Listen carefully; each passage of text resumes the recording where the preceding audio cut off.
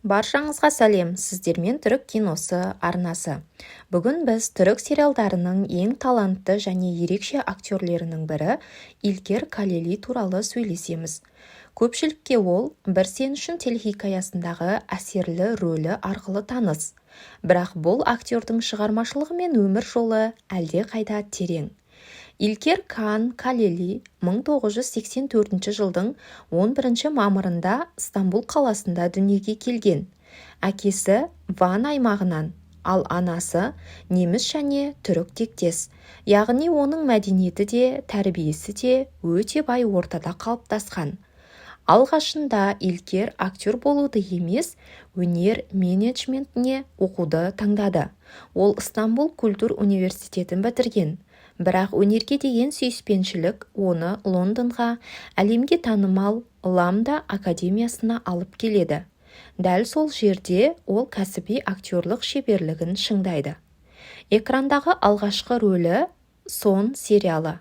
Ал нағыз танымалдылығын оған «Жоғалған қала» жобасы әкелді.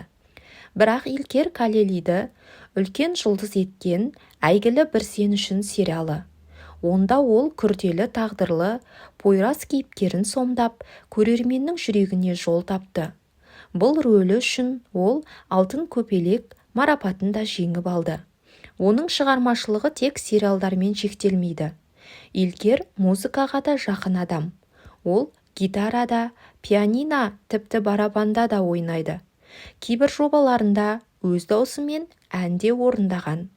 Соңғы жылдары актер әртүрлі бағыттағы жобаларға қатысып, өзінің әмбебап талант екенін тағы да дәлелдеді.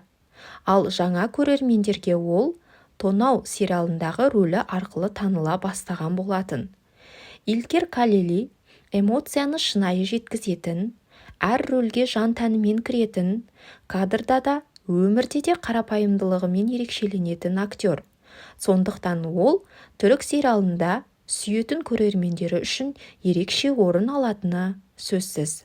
İlker Kaleli 2018-2020 жылдары белгілі түрік актрисасы Burçin Tenzioğlu'мен, яғни Айшагүлмен қарым-қатынаста болды деп кейбір жерлерде көрсетіледі.